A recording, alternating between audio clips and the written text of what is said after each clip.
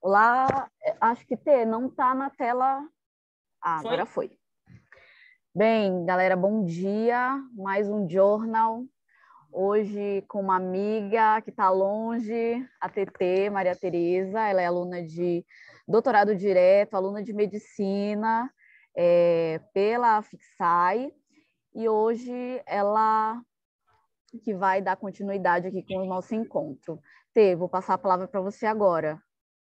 Beleza. Olá, gente. Meu nome é Maria Tereza. O título de MD-PhD, na verdade, ele só surge porque é só uma maneira chique de falar que a gente está fazendo doutorado no meio da nossa graduação em medicina. Mas, assim, é um processo truncado em diversas formas.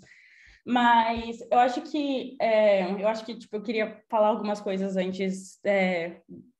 Acho que principalmente o motivo pelo qual eu escolhi esse artigo. E além disso, né? Além de, tipo, o motivo pelo qual eu escolhi esse artigo, falar que, em parte, nesse journal, eu vou focar mais, assim, no aspecto da imunologia, assim, sabe? Ele traz muitos aspectos relacionados a proteína em si, que é do Xing, né? Mas acho que, tipo, o foco principal mesmo que eu quero é na parte da imunologia, que eu acho que, tipo, levando em consideração o que o Einstein faz, assim, sabe? Eu acho que, e principalmente o que meu laboratório faz, né?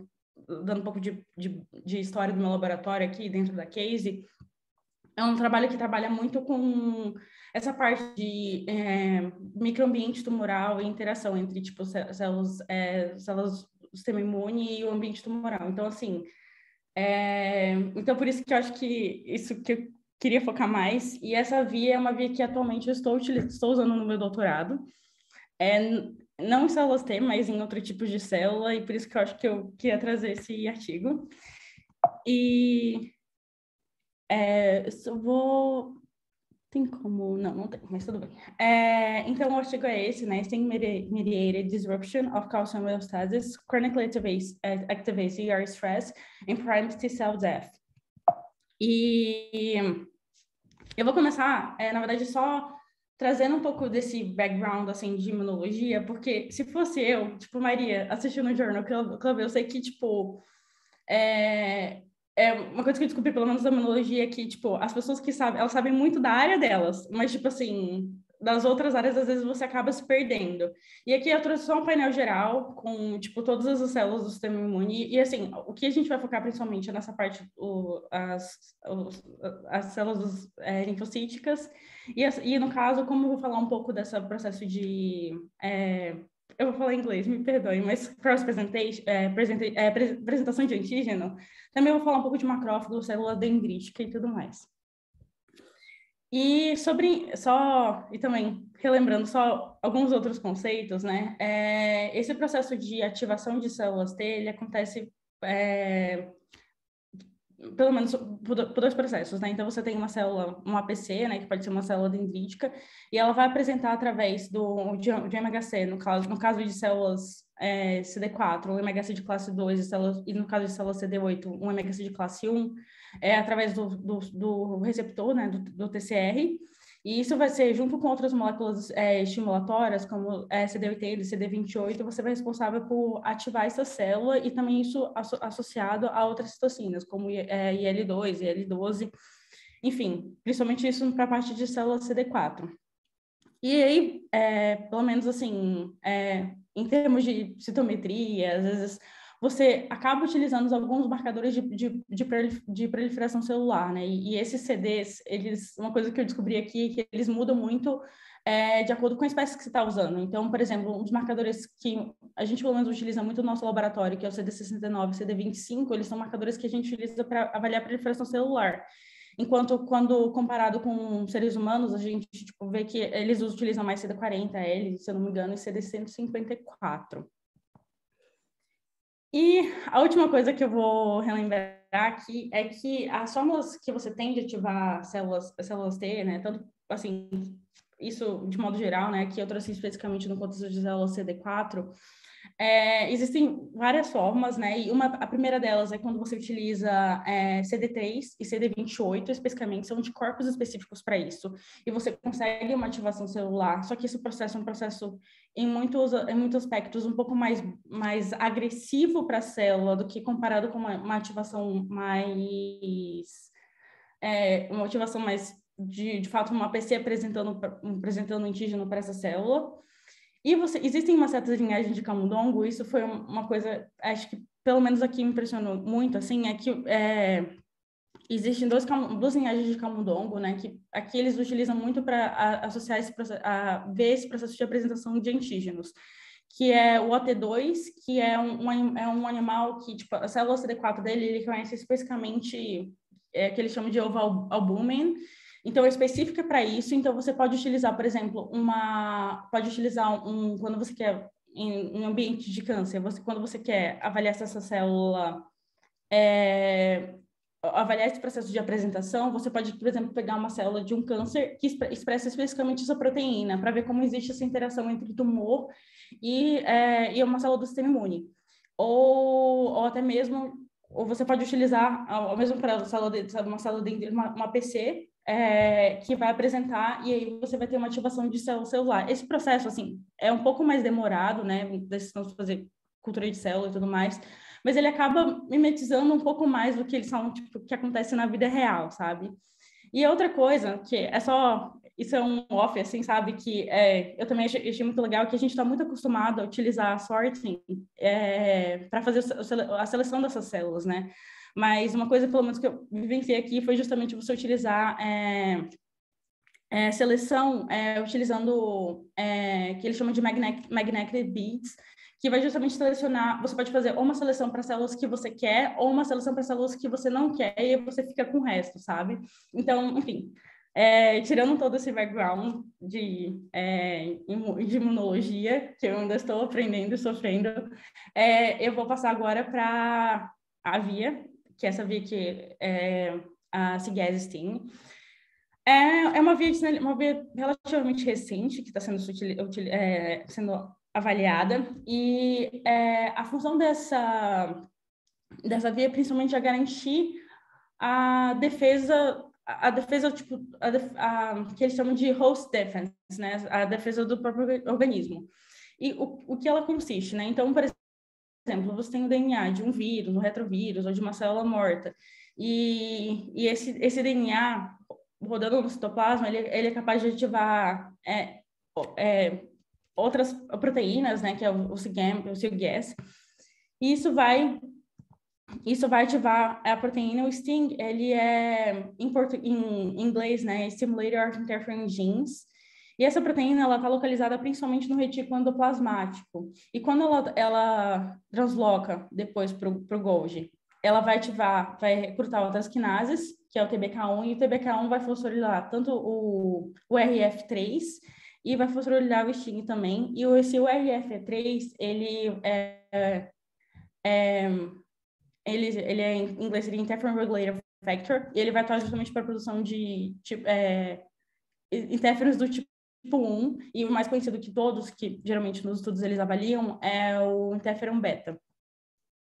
E aqui é só para, assim, só um painel geral para realmente mostrar que essa via, eles estão estudando, bem recentemente, e assim, acho que a maior questão dela, né, que principalmente desde 2008, é que atualmente, né, como existe essa produção de interferon muito grande, ativação, e assim, algumas pessoas acham que existem outras formas de você produção de interferon, mas acredito que essa via é a via mais importante para isso. Então, tanto no processo de ativação dessas células, quanto no processo de garantir que essas células que estão infectadas, essas células morram de fato, criaram atualmente uma série de agonistas do STING, que são fármacos que justamente vão atuar para a ativação dessa via e, consequentemente, diminuir, assim, aumentar a resposta imune em relação ao tumor, principalmente em relação ao tumor. Mas isso, ele pode ser desregulado, né? Então, existe uma doença que é causado justamente pelo esse excesso de produção de interferon, que eles chamam de SAVI, né, que é Sting Associated Vasculopathy com onset ênfase, que é tipo, é uma doença que, por conta desse processo inflamatório intenso, essa criança ela acaba desenvolvendo uma série de lesões cutâneas, e também tem vários problemas, principalmente nos vasos sanguíneos, e diversos problemas pulmonares. Só que quando a gente fala isso para uma mutação de ganho, uma mutação de ganho de função, que é esse é o camundongo tipo, que eles chamam de que causa uma mutação da aspargina para serina, se eu não me engano, na posição 153.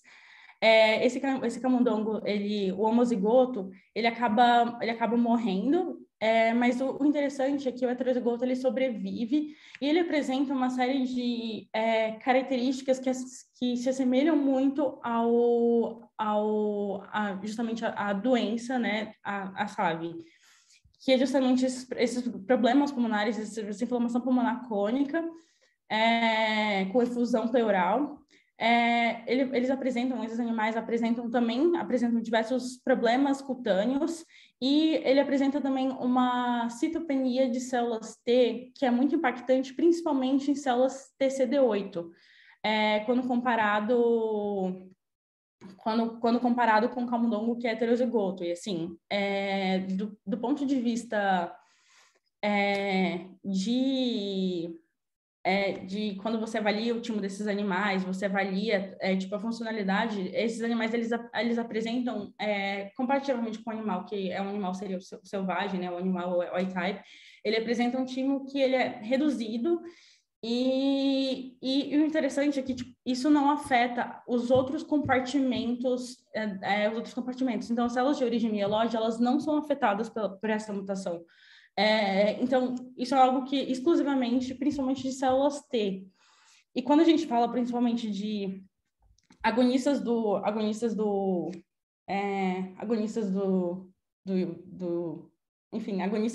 Xing, comparado com células linfóides, elas sobrevivem a uma menor ativação dessa via, né, da via do Xing, comparado com elas podem ser menos estimuladas comparado com células mieloides. Então, assim, eu acho que o foco principal desse estudo, né, e eu acho que é uma coisa que é justamente entender.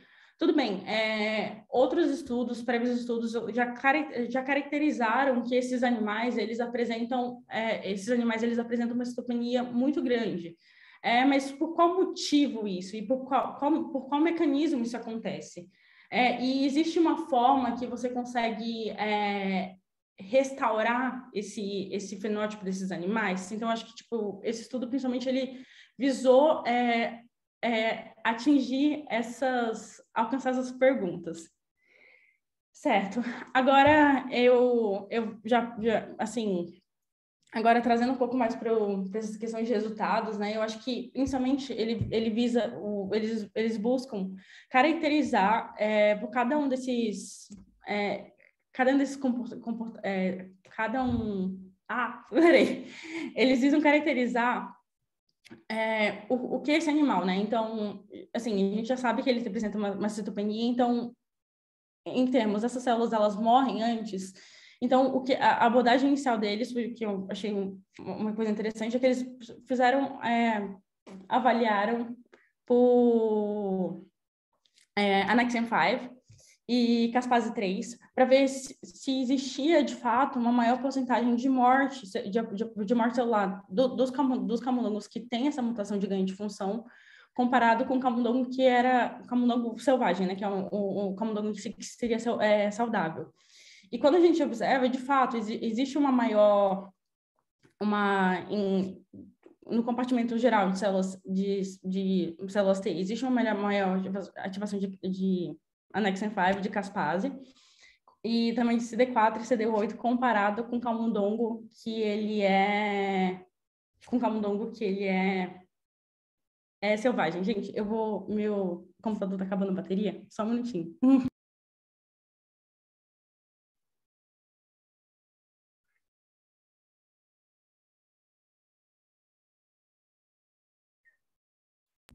Perdão, é que eu estava com o mal contato aqui. Tranquilo. Desculpa. TT, só uma pergunta. Você falou a Nexan 5 e Caspase? E Caspase, o que seriam? Então, assim, existem... Assim, a Caspase, né, a Caspase é uma daquelas vias de quando você está avaliando tipo, a apoptose das células, então um desses marcadores é a caspase. E o que eles fizeram aqui, eles fizeram uma marcação intracelular. Então, eles stent, né, marcaram, eu não sei, essas células e, tipo, justamente para ver se, se de fato, o que está acontecendo com a célula, ela está morrendo antes e é isso que eu acho que é isso que eles estavam tentando entender. E em termos de apoptose, né, também existem você pode fazer 2 tipos de marcação, né, que é o Annexin 5 e o 7AD. Desculpa, gente, eu realmente aprendi todos esses... Fala, Guilherme. O Guilherme está falando aqui no...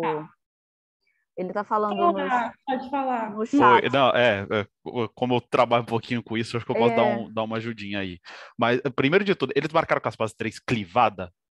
Marcaram Caspase 3 clivada. Tá.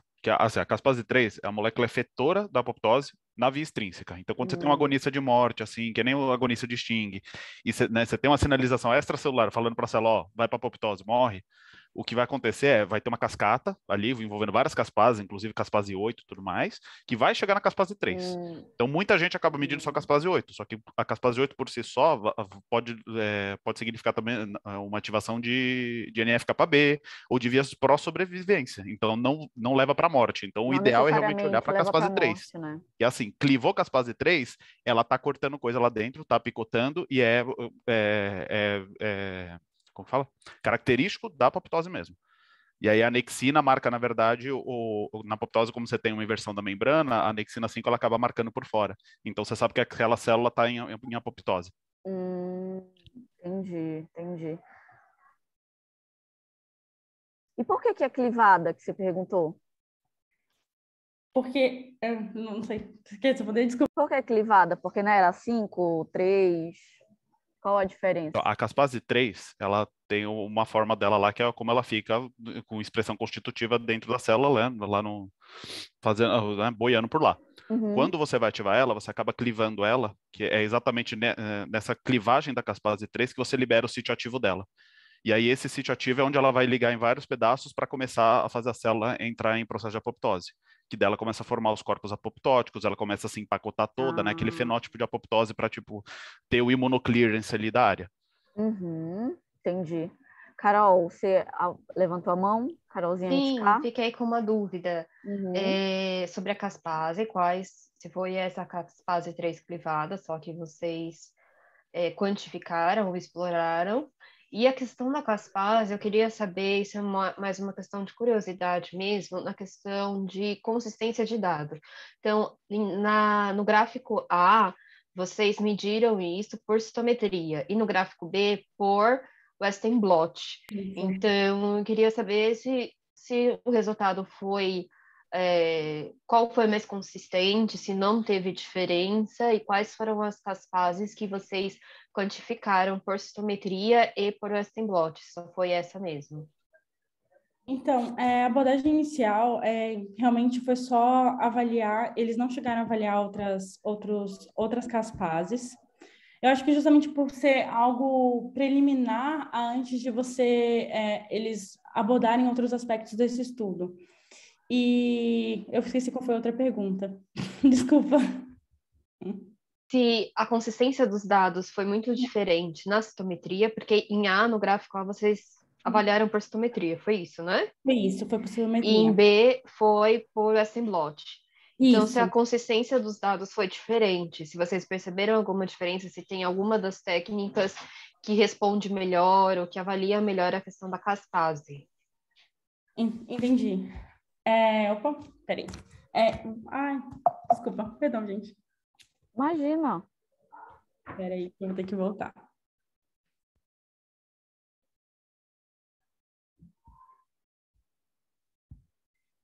Então, assim, não, nesse estudo em específico, não houve, em ambos os métodos, né, de fato, você tinha, em ambos os métodos, eles... Viram um aumento? Viram um aumento da caspase no camundongo seria que é o camundongo que possui a mutação de ganho de função comparado com o camundongo wild type. Mas assim, levando em consideração os diversos problemas que até mesmo a realização da técnica de Western blot ela tem, acaba que a citometria, pelo menos esse estudo acabou sendo algo que foi mais fácil de identificar essa morte comparado com o Western blot, sabe? Então, pelo menos foi isso que eu tive lendo todo o texto. Uhum. Não, legal. Obrigada por ter. É bom que você já entendeu, você tem esse feedback do blot, assim, né? Também entendeu as diferenças, assim, entre as técnicas.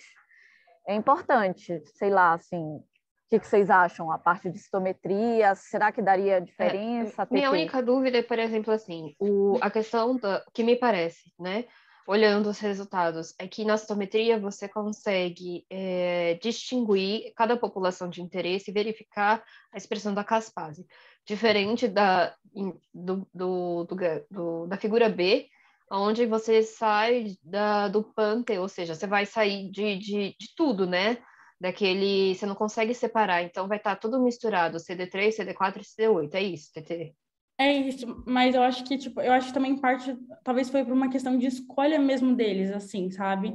Porque a seleção que eles fazem nesses estudos, na maior parte deles, eles não fazem, ou eles fazem, no caso, acho que nesse estudo especificamente, eles separaram, tipo, enfim... São duas opções, né? Então, você pode fazer a citometria fazendo diferentes marcações para CDT, CD3, CD4 e CD8 e avaliar a questão da morte celular. Mas também existe uma possibilidade, e com isso você tem que avaliar a eficácia da sua seleção, quase como se fosse, você separa todas as populações e aí você faz a marcação, sabe? Então, nesse estudo específico, o que eles fizeram foi justamente isso, assim, sabe? Eles separaram todas as populações e depois fizeram análise por sorting. Mas tem como você fazer isso, de fato, eles fizeram para células T totais, né? No caso, seriam células CD3. Existe como fazer especificamente para cada uma dessas populações. Mas eu acho que a acurácia disso não seria tão grande justamente por esses diversos problemas que a própria técnica do Western blot tem, sabe? Eu não sei se eu respondi a pergunta. Eu acho que sim. Para mim ficou claro. É porque eu também não tinha me atentado aqui que no blotting tá a célula T, né? E na citometria já tem os subtipos, o CD3 dividido com só CD4, CD8. Pode tocar o barco. Acho que ficou claro para todo mundo. Acho que eu queria estar com a mão levantada. Eu não sei se é do passado, mas... Eu tô. Não, só completar com uma coisa. Acho que a Mitty já falou bastante da citometria, mas uma coisa que é muito importante também, aí é um campo que eu acho que pode ter sido uma falha, se ele olhou só para caspase 3 e anexina nessa marcação. Sting trabalha tem influência no interferon também, não tem? Tem, se eu não me engano. Tem interferência no interferon. O Sting é a maior via que produz interferon, né? Então, interferon beta. aumento de interferon aumenta a expressão de RIP3 e MLKL, que são meus queridinhos da necroptose. E aumentando o RIP3, você pode também, com que ele oligomerize e puxa inflamassoma, e aí puxa piroptose. E aí, diferente da apoptose, a gente está falando de duas vias de morte pró-inflamatórias. Você vai explodir a célula, você não vai só compartimentalizar. E a anexina 5, ela liga na fosfatidilcerina. Ela está virada para dentro da membrana numa célula saudável. Na apoptose, a célula continua fechadinha, só que ela expõe a fosfatidilcerina para fora. Ela meio que inverte a membrana. Então é assim que você sabe que uma célula está em apoptose. Mas qual que é o pulo do gato? Você tinha que fazer uma marcação com o PI também, ou com algum intercalante de DNA. para saber que a fosfatidilcerina que está marcando não é em pedaço de membrana boiando, e sim numa célula fechadinha com a membrana externalizada. Entendeu? Que quando você tem a marcação dupla para anexina e para qualquer intercalante de DNA, o que acontece você tem uma célula em necrose. Então, até uma apoptose secundária, quando ela estoura inteira, se não tem o imunoclearance, principalmente quando fica em cultura e assim, vai marcar para as duas coisas. Então, aí, marcando a anexina e tendo ativação de caspase 3, é grande indicativo de apoptose. Mas ainda assim não é a única coisa. Até porque você pode ter apoptose com necroptose, com piroptose, com todas as oses da vida. Então, acho que a única coisa aí se o paper vai focar muito na questão da apoptose, faltou, acho que, mostrar isso. Que, ok, ele tem a expressão de Noxa também e tem da caspase 3 clivado. Mas, mesmo assim, ele não exclui as outras coisas. Isso também você teria que fazer, no caso, são dois tipos de marcações, né? Marcação por PI e marcação por 7AD, né? No Sim, caso. mas você pode fazer, por exemplo, o 7AD ou PI com anexina. E aí, os duplo positivo, você sabe que é a célula que explodiu. Exato. O problema é que aí os gates fica aquela coisa louca, a Mitica consegue já falar melhor disso, tá? Do que a gente lembra da apresentação dela. Mas assim, você tem que teria que tirar essa dúvida, assim. Que daí eu vendo esse resultado, você tá vendo que tem um monte de morte de célula T, mas não dá para garantir que é tudo por apoptose. Mas eu acho que até mesmo se fosse por, eu acho que mesmo se ele fizesse a marcação por outro tipo de marcação, se fosse por 7AD ou por PI, você não, acho que você também, de forma, você nem conseguiria excluir, porque também poderia, ou essa dupla marcação, ela também não poderia ser um indício de, que eles chamam de late apoptosis, e não necessariamente outro tipo de... Sim, que é a apoptose secundária, que basicamente, quando a célula ela vai ter essa inversão de membrana e vai ficar lá fechadinha, material genético, tudo empacotado dentro dela. Se não tiver imunoclearance, ela não aguenta ficar assim para sempre, então ela estoura mesmo. E é por isso que muito trabalho de apoptose depois de X horas acaba tendo late apoptosis. E é por isso que, por exemplo, trabalho de morte desse, imagina se ele joga uns vídeos de... Ai, como que era aquela maquininha que a gente tinha que filmava a célula? Você sabe do que eu tô falando. Isso, aí com o site. Entendeu? Se tivesse o videozinho, você ia conseguir ver a morfologia da célula mesmo. E aí você ia ver, porque se você faz a marcação por anexina e caspase assim, e com um PI junto com o 7AD que seja, você consegue ver quem é positivo só para anexina e depois quem é duplo positivo. E aí você pode falar com mais certeza que, ó, esse pessoal sofreu apoptose e depois teve uma morte secundária aqui de apoptose, que é a late apoptose, que no fundo é uma necrose, né? Porque você explode a célula. Entendeu? Mas isso é importante que você pensar no organismo em vivo, é muito diferente estar acontecendo só apoptose, em linfócito principalmente, ou você está tendo apoptose com vários outros tipos de morte celular, inclusive mortes pró-inflamatórias, pensando até em apresentação de antígeno, processamento, e toda a resposta imune, tipo de um camundongo tendo necrose de linfócito T, é uma coisa completamente diferente dele ter apoptose. Né? Todo linfócito vai passar por apoptose, a seleção e tudo isso acaba envolvendo, é natural da homeostase, a necrose já não. Então acho que aí foi um ponto que tá me incomodando um pouquinho, assim, de tipo, tá, mas eu não bato o martelo que é apoptose ainda.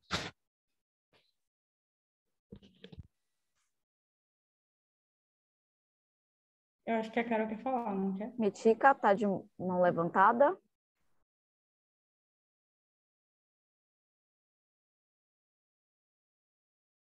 Seu microfone está desligado, se você estiver falando.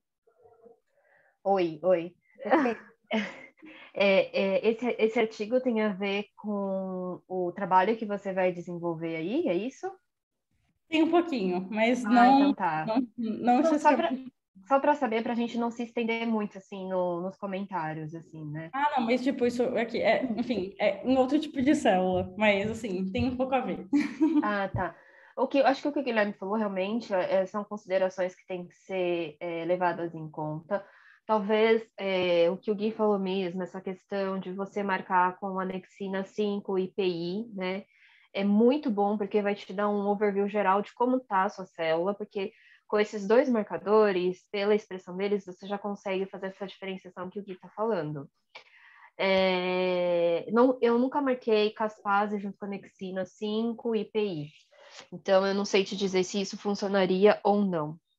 E em relação a como eu também precisei fazer algumas contraprovas, né, eu usei muito a microscopia confocal. Então, eu marcava com os meus anticorpos e aí lia. Então, isso valeu também a pena, caso você não tenha um equipamento tipo igual o IncoSight, que na época estava em manutenção. Mas eu acho que talvez, como um dado preliminar, vale a pena você pegar, fazer uma simples marcação de anexina 5, IPI, né, que é um padrão, e tem até um kit específico para isso, que dificilmente vai dar errado. Você verifica como que é, e aí acho que a partir disso você pode começar a explorar para qual caminho você vai seguir. Como o Gui falou, tem vários caminhos para se seguir, né? Mas aí já é uma coisa muito extensa. Então, acho que um dado mais simples pode te direcionar no sentido de qual caminho você vai tomar, entende? Porque eu acho que essa marcação dupla, você já consegue ter noção se, por exemplo, de 100% das suas mortes de CD8, você consegue ter noção de quanto por cento vai ser só anexina positivo e quanto por cento é o duplo positivo. Exato. Então, assim, você pode estar tendo, na verdade, 10% de morte por apoptose, e o resto ser alguma forma necrótica. Então, acho que principalmente para as análises subsequentes e para onde você vai levar a ideia do trabalho, é muito importante você ter essa noção de tipo, tá, para onde que está caminhando isso aqui, né? O que está acontecendo? E a galera de morte celular, assim, tipo, o ex-grupo do Ricardo, que mexe só com necroptose, piroptose e afins, tão doidos olhando para Sting, porque assim, ele ativa interferon, então zoou tudo que já se acreditava antes, no inflamassoma não surge do nada, você tem como ter surgindo assim, mesmo sem estar no momento com infecção, sabe? Então eles estão muito de olho nisso. Então acho que se você vai publicar, assim, pega um revisor, ele pode clicar exatamente nesse ponto de tipo, tá, mas isso não, você não tá falando que tem apoptose, ponto. E aí? Sabe? Então, realmente, essa marcação dupla acho que pode dar uma boa luz aí. E outra ideia também que o Gui falou é a questão do interferon. Já que o produto final do Sting é sempre interferon, talvez vale também a pena fazer um painel simples, CD3, 4 e 8, marcando com interferon, para ver quais populações estão expressando mais ou menos interferon. Depois você pega e faz um sort, e aí você analisa as caspases também, ou faz uma marcação simples.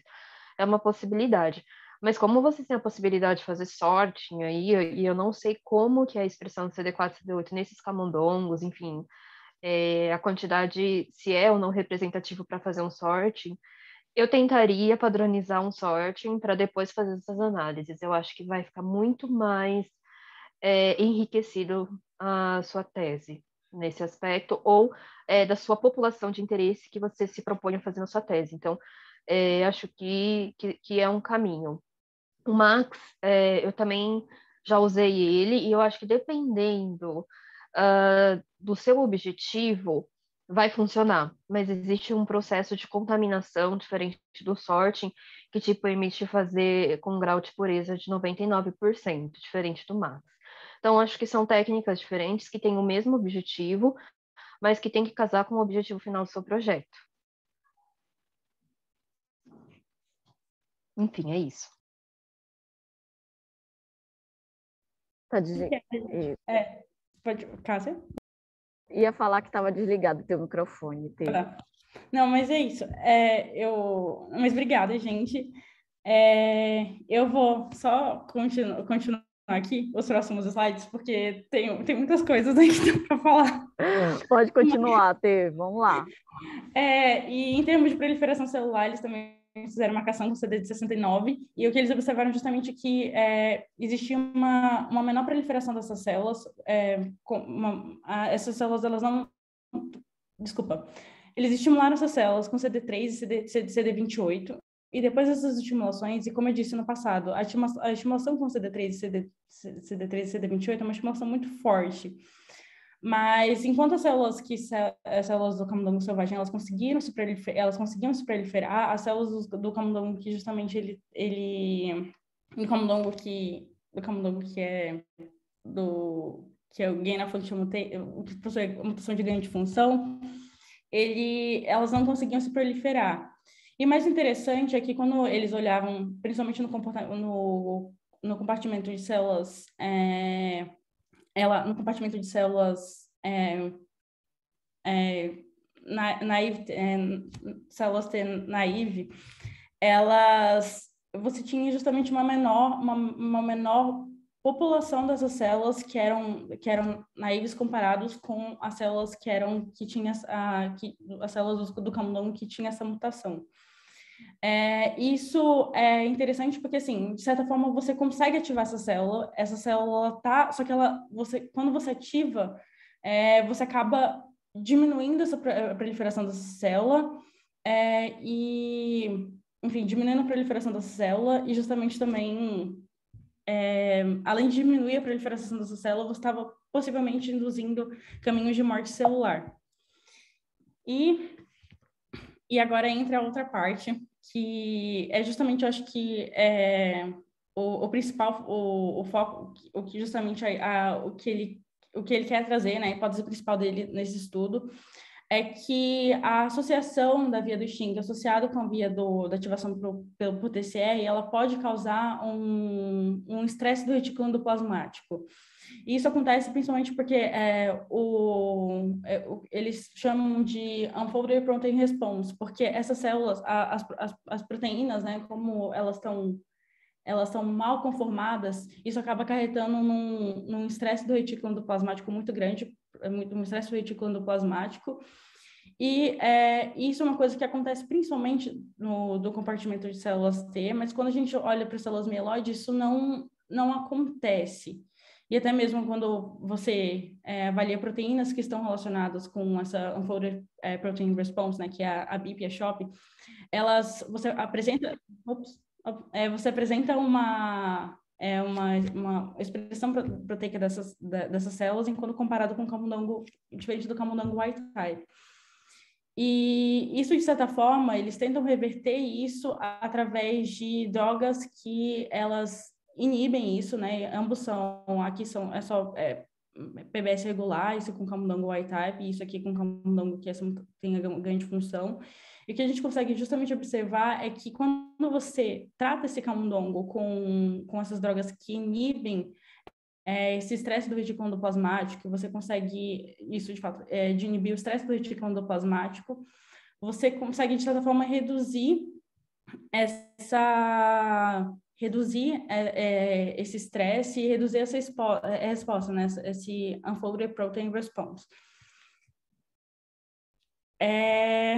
E isso agora, analisando todos esses dados preliminares, né, justamente tipo, a observação que eles estavam fazendo, eu acho que agora o objetivo foi entender por qual mecanismo isso ia acontecer. Então, para isso, eles usaram células de Arquette, que são células T imortalizadas e muito utilizadas quando eles querem avaliar esse processo de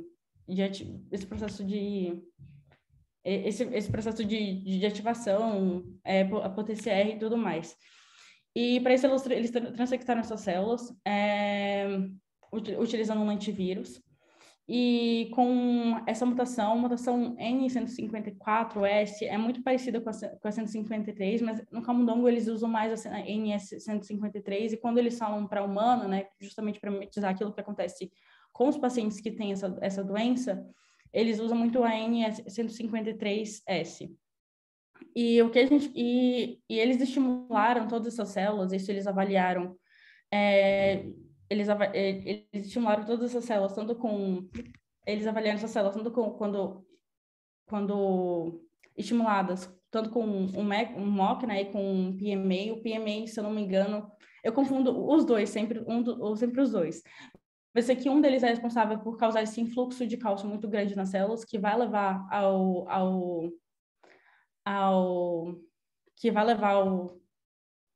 ao estresse, né, do retículo endoplasmático, e na medicina ela vai, se eu não me engano, essa aqui vai ser responsável por ativar essa célula. E quando essas células elas foram transfectadas com o NS154S, o que a gente consegue observar justamente é que as células que possuem esse ganho de mutação, esse ganho de função, elas apresentam uma maior marcação de novo por caspase 3 e por caspase 7, e se eu não me engano, eles usaram esse equipamento que vocês estavam falando anteriormente. para isso também, eles avaliaram em termos de expressão de RNA, como que estava em relação às mesmas proteínas, né, que estão relacionadas ao Unfolded Protein Response. E o que a gente consegue observar é que essas células que estavam transfixadas, elas tinham uma maior expressão, tanto de BIP quanto de SHOP, quando comparado com células que não tinham qualquer estímulo. Gente, peraí, só um minutinho. O BIP e o SHOP são o quê? O BIP e o SHOP, eles são ambas proteínas que estão relacionadas tanto com essa desregulação do retículo endoplasmático e com essa desregulação na forma como as proteínas elas são conformadas. Não sei se fez sentido. Não sei se está mais claro. Fez sentido. Então, acho que tinham o tipo de proteção, elas não tiveram o BIP e o SHOP aumentado. E aí, acho que tinham um estímulo. Já tinha o BIP e o SHOP aumentado? Foi isso que eu não entendi. Então, quando as células que eles transfixaram essas células com as células humanas, né, no caso as células de Jurkat, e as células que tinham esse estímulo, que justamente para induzir a ativação, as células que estavam, no caso, só as células regulares, né? Uhum. Elas não apresentaram essa marcação, tanto por caspase 3 quanto por caspase 7, quando comparada com células... Peraí. As células que estavam... As células que foram transectadas, as células de Jurkat que foram transectadas com essa mutação de ganho de função, elas, quando estimuladas, né, com esse PMA, com iomecin, essas células, elas acabaram, elas induziam para esse campo de morte celular, quando comparado com células que elas não tinham esse estímulo, ou células que não estavam transectadas. Ficou mais claro? Sim. E também eles avaliaram isso, no caso, avaliando células de Jurkat com esse ganho de função e em termos de expressão de RNA, de fato, a expressão tanto de BIP quanto de SHOP, ela estava aumentada, enquanto de 34. Essas expressões de RNA, elas estavam elevadas. A outra coisa que eles investigaram, né, e tipo, quando eu mencionei aqui, eu vou botar aqui, existe um domínio, né, do Sting, que é o domínio 366A, desculpa pelos meus números, mas esse domínio, ele justamente é o que é responsável por ativar tanto as outras proteínas, ativar tanto o TBK1 quanto o ERF3. E o que eles fizeram, basicamente, foi excluir esse domínio para ver se, de fato, a mesma coisa ela acontecia, o mesmo fenômeno ele acontecia. Então, aqui você tinha células que elas estavam transectadas, né? E aqui são células que elas estavam transectadas, mas eles retiraram esse domínio que é justamente responsável pela regulação do IRF3. E quando eles avaliaram isso, o que eles observaram foi justamente que existia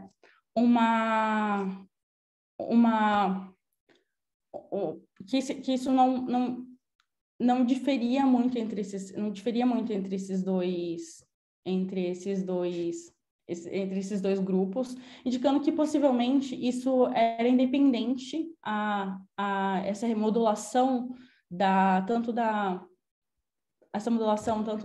do excesso do retículo endoplasmático era independente desse sítio específico que era responsável pela remodulação do IRF3. E agora, essa parte que, pelo menos, eu achei... gente, vocês têm alguma dúvida? Eu tô falando rápido demais. Podem me interromper. Por mim, tá tranquilo. Alguém tem alguma dúvida? Pode seguir, TT. E aqui, acho que a parte, pelo menos, que eu achei a parte mais complicada do artigo, que é justamente eles tentando entender, né, porque a proteína do Sting ela tem diversos domínios, E eles estavam, aqui nessa parte, eles estavam buscando entender, e assim, eu acho que, em certa parte, eu acho que existem outras formas, principalmente de avaliar proteína, como aquelas cristalizações específicas, assim, que seriam mais úteis do que a forma como eles fizeram, assim, sabe? Mas o que eles fizeram, eles pegaram células AREC 293T, e eles transectaram essas células, e essas células são características por não terem tanto uma expressão quanto do CGS, né, que é o início da via, quanto do Sting. Eles transectaram essas células com diferentes plasmídios. E para justamente ver, em termos de expressão de RNA, o quanto que você tem afetado. Então, como eu disse, tipo, a proteína do Sting, ela tem diferentes domínios, né? Então, você tem esse domínio, que é o transmembrane, né? Que está ligado justamente ao retículo endoplasmático. Existe esse domínio aqui específico, que ele vai ser responsável pela ligação entre o Sting e o dinucleotídeo cíclico. E existe esse domínio que justamente é o que vai ser responsável por ativar tanto o TBK1 quanto o IRF3. E quando você...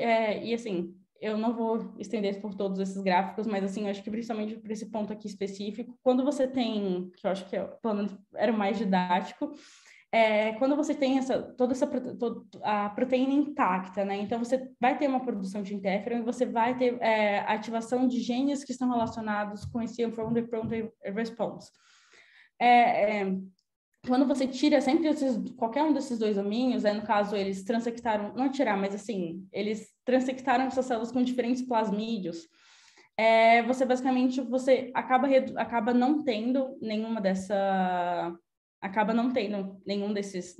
duas nem produção de interferon, nem produção de genes que estão relacionados com esse estresse do retículo endoplasmático, mas existe esse domínio que é o domínio justamente que é responsável pela ativação do TBK1 e do IRF3, que, assim, simplesmente, quando não presente nessa célula, ele era capaz de...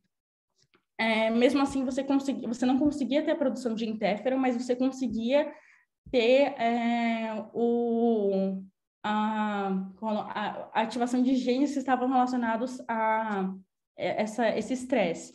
E, interessantemente, né, essa parte aqui,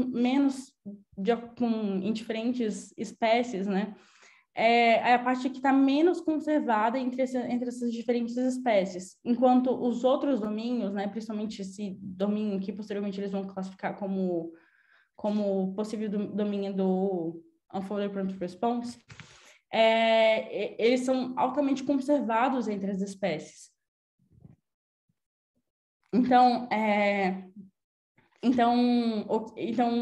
basicamente, o que você tem, né? Então, isso acaba não sendo tão importante para a ativação desses genes, diferente do interferon, né? Que o interferon ele precisa da conjunção de todas essas partes. E posteriormente, né? Eu acho que a parte existe esse domínio aqui que eles classificaram, né? Que é uma parte da proteína do Sting que eles classificam como algo importante para essa unfolded protein response, justamente porque quando ela é excluída, né, esse domínio, ele acaba impactando a produção de interferon, mas quando restituído, ele volta para você consegue restaurar essa ativação desses genes. E é isso. E aqui, eu acho que principalmente eles falam sobre como que isso... e aqui justamente, acho que nessa parte, eles estavam... o objetivo dessa parte era justamente investigar como que isso afeta justamente o processo de... Porque a unfolded protein response, ela pode ter diferentes causas, né? E uma delas é justamente esse influxo, a desregulação do influxo de cálcio. Então, utilizando uma máquina que justamente modulava esse influxo de cálcio dentro do retículo endoplasmático, eles avaliaram que, comparado com a célula, né? A célula que era, de novo, a célula de Arquette, essas células, elas apresentavam um menor influxo de cálcio quando comparado com células do Sting normais. E isso podia ser restaurado quando você... ela possuía menor influxo de cálcio, indicando que possivelmente essa mutação, ela justamente afeta o influxo de cálcio dentro das células, impactando o estresse, causando justamente um estresse do retículo endoplasmático e um processo de morte celular. Por fim, eu acho que tem só mais esses dois, mas aqui essa parte é a outra parte que eu acho que é a parte mais clara, né, justamente desse texto. O que eles observaram, né, principalmente nessa parte de imagem de imunofluorescência, é que quando você existia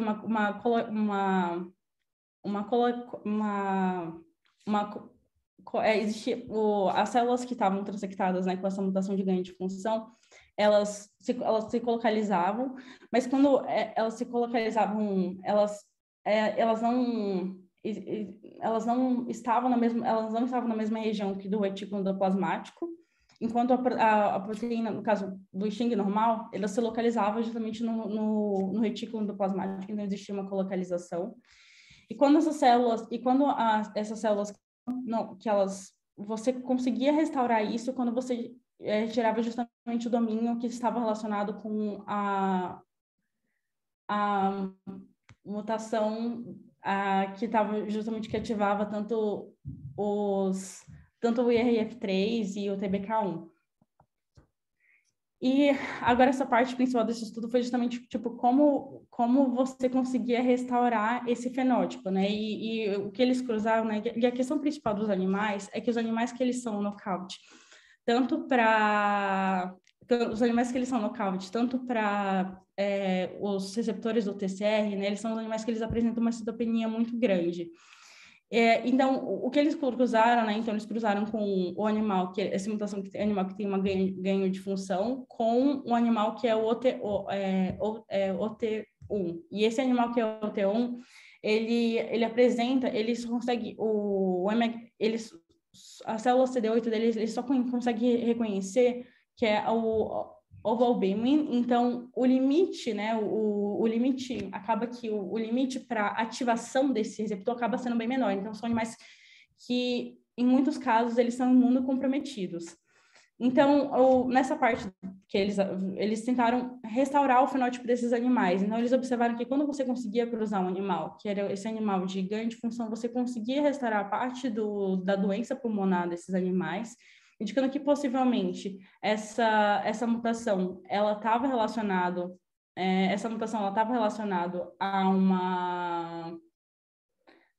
ela estava relacionada principalmente a um processo ocasionado por células CD8, e também você conseguia restaurar o tamanho do baço desses camundongos, assim como de termos de expressão proteica, você acabava diminuindo constantemente, significativamente no camundongo que ele estava sendo cruzado com um camundongo que era esse animal que era o OT1. Eles cruzavam mesmo os animais, é isso? Eles cruzavam, então eles cruzavam. E aí o rato nascia saudável? Ele nascia saudável, ele, assim, parte você conseguia recuperar para várias coisas, né? Então você conseguia recuperar tanto a célula CD8 desses animais, e você conseguia, em parte, recuperar também tanto o tamanho do baço quanto a doença pulmonar deles. Assim como a diminuição desse estresse do retículo endoplasmático deles. Justamente porque acaba que, como o animal que é o OT1, ele só consegue reconhecer especificamente, né, tipo, a célula CD8 ele só consegue reconhecer especificamente essa proteína, então acaba que o limite de ativação do TCR ele acaba diminuindo bastante. Então, uma forma que, em muitos estudos, eles tentam para escapar de simplesmente você nocautear o receptor do TCR, sabe? Eu acho que... Caspa. Acho que foi, T. É porque tava muito barulho aqui, é por isso que eu não tava ligando o microfone. Mas é porque eu fiquei... É porque você falou que era um animal era imunocomprometido, o AT1, Isso, e o outro tinha a mutação. isso. E aí cruzou os dois e nasceu um animal saudável? É isso que eu não entendi. Nasceu um animal que, assim, não era em si um animal saudável, mas que você conseguia recuperar parte disso, assim, parte dos efeitos ocasionados pela ativação essa superativação. Ah, vai. Desculpa. Pode continuar, T. Então, ele, assim, de modo geral, é um animal saudável, assim, sabe? Ele era, assim, comparativamente, tipo, um animal que era wild type, que era um animal de fato saudável, ele continuava sendo melhor. Então, ele tinha um nível de células CD8, um nível de células, um nível de células de tanto de OT1 quanto ele era mais saudável, mas comparativamente com o animal que era com o animal que era a mutação de ganho de função, esse animal que era proveniente do cruzamento dos dois, ele era mais saudável, assim, de modo geral. Uhum. Foi? Sim. Acho que tem uma coisa genética por trás, então, né? Tipo... Exato. Eu acho que mais em parte, assim, porque você acaba imunocomprometendo esse animal, sabe? Então, o OT1, ele é um animal que em si ele já é imunocomprometido, justamente por conta dessa incapacidade dele reconhecer outros peptídeos, né, de MHC de classe 1, ele tem essa incapacidade de reconhecer, então ele acaba sendo um animal imunocomprometido. Então, acho que você consegue restaurar parte desse fenótipo quando você cruza com um animal que é esse ganho de função, sabe? Uhum. Sim, ficou claro. Obrigada, T. Pode continuar. Eu acho que assim, acho que as minhas principais considerações em relação a esse estudo, né, existem as conclusões, mas, por exemplo, que essa mutação de ganho de função, eles acabam tornando essas células hiperresponsivas com ativação do TCR, e justamente o domínio que ele, justamente por conta desse estresse do retículo do plasmático e tudo mais, e que o cruzamento desses animais com mutação de ganho de função, ela pode reduzir essa doença pulmonar e até mesmo recuperar a parte dessa célula CD8. Mas, assim, acho que as minhas principais considerações em relação a esse estudo, tirando, acho que toda a parte de Caspase e tudo mais, é como eles utilizam a ativação pro TCR em si, ela já é uma ativação que ela pode ocasionar,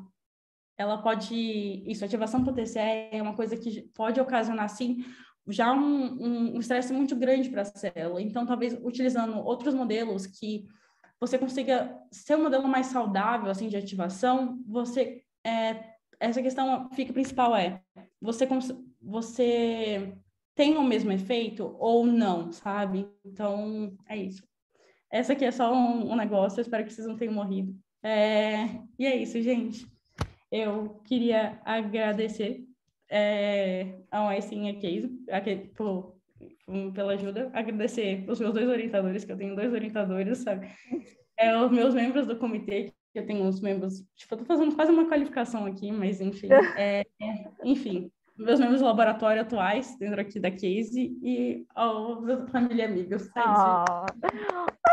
You are amazing, TT. Vou falar inglês, porque agora você só sabe falar inglês, já esqueceu até a língua. Parabéns, TT. Olha, você é diferenciada, gata. Você é diferenciada. Uma aluna de medicina que sabe muito, orgulho demais de você e tenho certeza que você vai fazer história onde você está. Realmente, então, só para deixar claro, a gente teve um problema com o link, infelizmente. Você já tinha começado a apresentação e eu recebi a mensagem de que o link estava com problema, então poucas pessoas conseguiram entrar para ver esse show, que foi a sua aula hoje, mas isso vai ficar gravado e com certeza a gente vai divulgar bastante, né? Uma aluna de medicina que tem esse nível de instrução assim na área da pesquisa experimental é demais. Você merece onde você está. Alguém tem alguma dúvida, alguma pergunta? realmente é um paper bem denso, né, Tê? Eu acho que você, você deve ter ficado um bom tempo estudando, é bem denso, mas acho que você tem uma didática muito boa, suas imagens, assim, tipo, delícia. Parabéns. Alguém tem alguma pergunta, alguma dúvida? Tem várias mensagens aqui no chat. Eu quero só aproveitar para dar o parabéns mesmo, que haja coisa nesse paper, hein? Não, mandou muito, TT, parabéns, Mandou meu. muito, Tê. Parabéns, TT, também foi uma ótima apresentação. Eu descobri com esse paper que eu sei fazer jornal club de ensaio clínico, isso que eu sei fazer. É bom que já ensaia, né? Você já está no ensaio clínico, você já foi um pouquinho para o experimental, já foi um pouquinho para o básico, já foi para o translacional. É isso, amiga, vai dar tudo certo, viu? Bom, já são mais de meio-dia, acho que a gente já pode ir encerrando por aqui nosso journal. Em semana de fórum, final de semana a gente estaremos aqui no Einstein, no nosso fórum da pós-graduação. Não se esqueçam, daqui a 15 dias nos encontramos com o Paulo Vicentim.